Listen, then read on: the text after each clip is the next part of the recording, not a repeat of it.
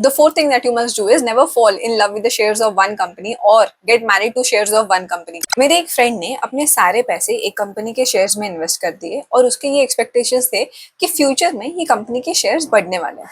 अब एक हफ्ते बाद उस कंपनी के शेयर्स 10% गिर गए एंड गेस करो मेरे फ्रेंड ने क्या किया। उसने वो सारे शेयर्स 10% लॉस पे बेच दिए क्योंकि उसके रातों की नींद उड़ गई थी, क्योंकि उस शेयर्स में लॉस हो गए। लेकिन उसके बेचने के कुछ महीने बाद ही वो कंपनी के शेयर्स ने 50% रन अप दिया था। और ऐसा हम सब में से काफी लोगों के साथ हुआ होगा।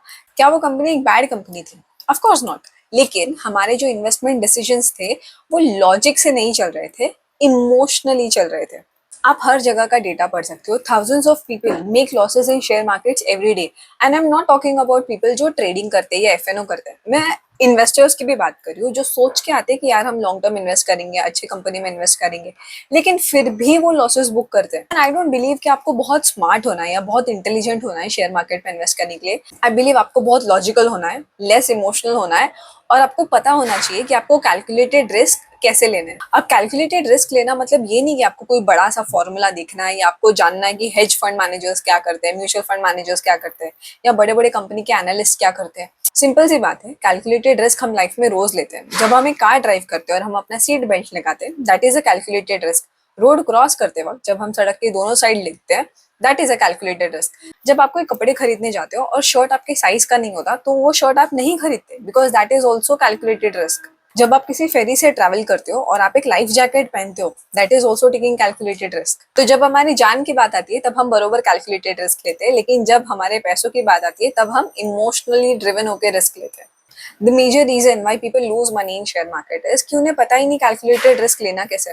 ना एक बात तो बहुत ऑब्वियस है, अगर आप शेयर मार्केट में इन्वेस्ट करो या म्यूचुअल फंड में इन्वेस्ट कर रहे हो, देन बिना रिस्क लिए आप पैसे बना ही नहीं सकते। और अगर आपको पैसे बनाने हैं तो रिस्क ना लेना सबसे बड़ा रिस्क है। Hello everyone, I am Sneha and I welcome you back to my YouTube channel. I am a chartered accountant by qualification and a finance enthusiast by choice. And in this video, we will discuss how can you take calculated risk. Because हमें risk term तो पता है, but ये calculated risk हमारे life को या हमारे financial decisions को कैसे इफेक्ट करता है हमें ये नहीं पता। आई बिलीव फाइनेंशियल एजुकेशन सबके लिए है। जब हम सुबह 9 बजे से लेकर रात के 9 बजे तक काम ही इसलिए करें कि हमें पैसे मिले, तो हमें ये भी तो समझ आना चाहिए ना कि हमें इन पैसों के साथ अगर रिस्क लेना है तो कितना लेना है और कैसे लेना है। आज के वीडियो में हम बहुत ही सिंपल लैंग्वेज में समझेंगे कि हम कैलकुलेटेड रिस्क हमारे रिस्क एपेटाइट के हिसाब से कैसे ले सकते हैं। So make sure you watch the entire video, because ये वीडियो के एंड में आपका जो रिस्क को देखने का तरीका है वो बदल जाएगा। The number one thing that you must do before you invest even 1 rupee of your money into share market is define what are your goals. जब आप एक कंपनी के शेयर्स खरीदते हो या एक म्यूचुअल फंड की एसआईपी शुरू करते हो, तो अपने आप को एक सवाल पूछो कि ये मैं क्यों कर रहा हूँ या ये मैं क्यों कर रही हूँ ना।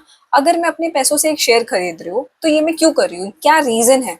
क्या मुझे अपने एजुकेशन के लिए पैसे बचाने हैं, क्या मुझे अपने शादी के लिए पैसे बचाने हैं, अपने बच्चों के एजुकेशन के लिए बचाने हैं, उनके शादी के लिए बचाने हैं, या ये मेरा रिटायरमेंट फंड है। अपना गोल डिफाइन करो कि 1 रुपया जब मेरे बैंक अकाउंट से निकल के मेरे शेयर्स में जा रहा है, डीमैट अकाउंट में जा रहा है, म्यूचुअल फंड एसआईपी में जा रहा है, तो वो क्यों जा रहा है। ये पहली चीज। दूसरी चीज जो आपको करनी है, आपको डिफाइन करना है कि ये पैसे जो मेरे बैंक अकाउंट से निकल के मेरे डीमैट अकाउंट में गए हैं, ये मुझे कितने टाइम के बाद वापस चाहिए। क्या मुझे 1 साल के बाद वापस चाहिए, 2 साल के बाद चाहिए, 5 साल के बाद चाहिए, या 20 साल के बाद चाहिए।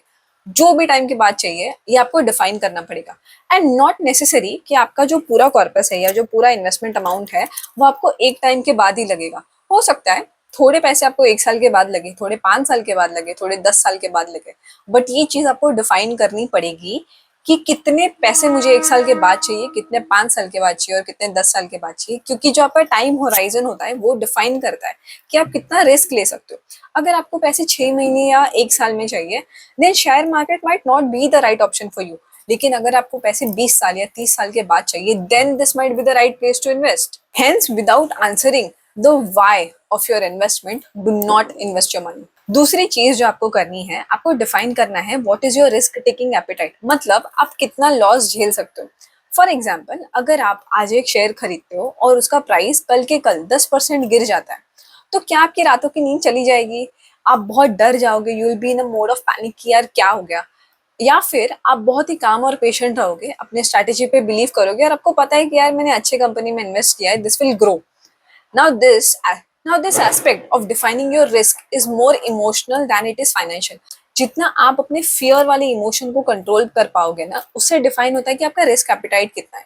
Secondly, risk appetite is also related to the time horizon that you are willing to invest. आपको अपने इन्वेस्टमेंट्स के लिए अपना कंफर्ट जोन डिफाइन करना पड़ेगा ताकि आपको रात को चैन की नींद आए। Best risk that you can take is the one which can help you emotionally survive the turmoil of stock market. Third thing that you have to do is you have to do your basic research before you invest your money. बस किसी के advice पे, किसी के tip देने के basis पे अपने पैसे इन्वेस्ट मत करो। हफ्ते के 2 घंटे निकाल के रिसर्च करो उस टॉपिक पे कि मुझे अपने पैसे कहाँ इन्वेस्ट करने हैं, इस सेक्टर के प्रोस क्या है, कॉन्स क्या है, रिस्क क्या है, स्ट्रैटेजीज क्या है, स्ट्रेंथ्स क्या है। ये सब चीजें जब आप खुद रिसर्च करोगे और जब वो आपके एक्सपेक्टेशन से मैच होंगे ना, तब आपका कॉन्फिडेंस लेवल बूस्ट होगा to invest your money. If you don't have confidence in your own investments, trust me, you won't be happy investing your money. It doesn't matter कि आप स्टॉक मार्केट में invest करो, PF में invest करो, FDs में invest करो, it doesn't matter. आपको फिर भी रिसर्च करना है कि जिस सेक्टर में मैं इन्वेस्ट कर रहा हूँ या जिस एसेट में मैं इन्वेस्ट कर रही हूँ, वहां के प्रोस क्या है, कॉन्स क्या है, इसमें क्या क्या रिस्क है, ये सब चीजें आपको पता लगाना बहुत जरूरी है। जितनी ज्यादा आप रिसर्च करोगे ना, उतना ज्यादा आप खुद में कॉन्फिडेंस बिल्ड करोगे और फ्यूचर किसी इवेंट से ना आपको अचानक सरप्राइज नहीं मिलेगा। और क्या होता है ना, जब लोग रिसर्च नहीं करते और फ्यूचर में कोई इंसिडेंट हो जाता है या कोई सरप्राइज मिलता है उनको कि यार ये शेयर का प्राइस बहुत बढ़ गया, बहुत गिर गया, तो वो लोग ना तब इमोशनली ड्रिवन होकर डिसीजंस लेते हैं। But if you do this research, if you back your investment with research, you will realise कि आप इतने इम्प्रॉम्प्टू होके या इतने सरप्राइज होके कभी डिसीजंस नहीं लोगे। The fourth thing that you must do is never fall in love with the shares of one company or get married to shares of one company. By this I mean is you should always diversify your portfolio across different sectors and different companies. Unless you are somebody like Warren Buffett or Charlie Munger who knows where to invest and who are super sure of the company they're investing in. इसीलिए कभी भी अपने पूरे investment का 5% से ज्यादा किसी एक कंपनी में इन्वेस्ट मत करो। Once you diversify your investment across different companies और डिफरेंट सेक्टर्स, आप अपना रिस्क मिटिगेट करो कि यार अगर एक कंपनी में भी लॉस हो गया ना, तो आपके पूरे पोर्टफोलियो को नीचे नहीं लेके जाएगा। The fifth thing that you must do is you must always learn and adapt. देखो, कैलकुलेटेड रिस्क लेने का ये मतलब नहीं है कि आपको कभी लॉसेस होंगे ही नहीं। उसका मतलब ये है कि आपको कंट्रोल्ड वे में लॉसेस होंगे। The moment you invest your money in share market, you are taking a guaranteed bet कि मेरे को लॉस तो यार होना पक्का ही है। But you must understand one thing. In share markets or anywhere in life, before you want to make money, you will have to earn your experience. And in share markets, experience is what will help you make money. So for every loss that you make, try to track your decisions कि यार मैंने क्या क्या decision लिया था। Did I diversify my portfolio? Did I do my basic research?